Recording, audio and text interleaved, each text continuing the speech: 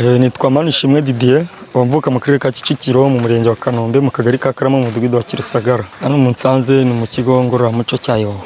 Nahageze bitewe n'imigenzereze mibi nakoraga hanze irimo ubujura, aribwo najyanwe mu kigo cya Transit. Nahamaze igihe gitoya banzanwa ahangaha iki kigo cya Yowa kugira ngo bangorore nsubire ku murongo. Imigenzereze mibi nabayemo hanze nyivemo kandi nige n'umwuga ngira icyo ngeraho nanjye niteze imbere nk'urubyiruko. Hano mu maze umwaka n'amezi nize amasomo menshi. Aya mbere nize terapi, ndangagaciro, kirazira, niga ubumwe bw'Abanyarwanda. Uyu mwuga nize ni umwuga w'ubuhinzi. Kandi murabona ukuntu ibintu bimeze, narafashe ubu.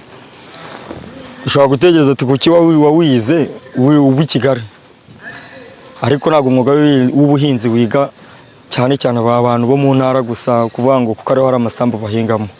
Naho no mu bya Kigali tugomba kuwiga tukawumenya. Nk'ubu urabona aka kantu ukuntu kameze kubatse, aka ni akantu gahingwa mu gipangu mu rugo rwawe muri jaride ugashyiramo, nayo ntibimeze nk'indabyo, ariko ukubona nta karima k'igikoni, ni gafite isuku, ni jaride. Ugasarura muri cya gihe cyo kujya kugura urutoryi hanze rwataye ubuziranenge, wowe uhita uruca ukaruka turushyira hehe mu byo kurya, igitunguru, amashu.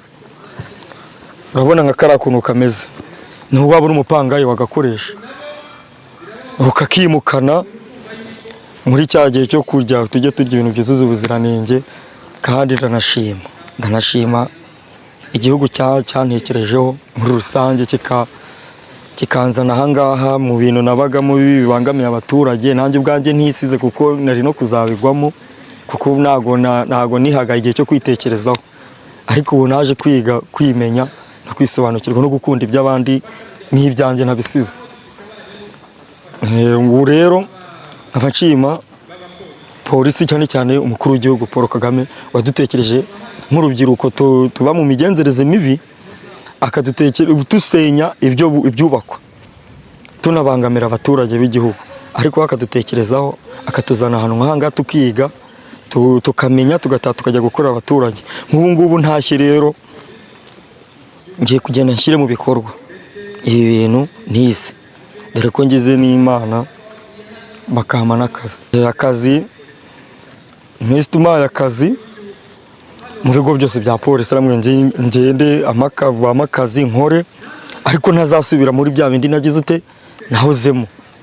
Icyangombwa ni uguhinduka, ariko no guhinduka ufite n'akazi nabyo ni byiza. Mugiye gukora iki mu bigo bya polisi? Tugiye gukora y'ubuhinzi mu bigo byose, tugiye kugenda dushyireyo ubuhinzi, na imboga ntago hahandi, amawatermelon, inyanya, ibishyimbo, tubahaze, tubereke ko kuko twahindutse turi imbaraga z'igihugu. Biranshimishije cyane, mise nekereza iyo nabaga mu gihe cyashize, mpita noneho numva aho ngiye kwita nshyirwa.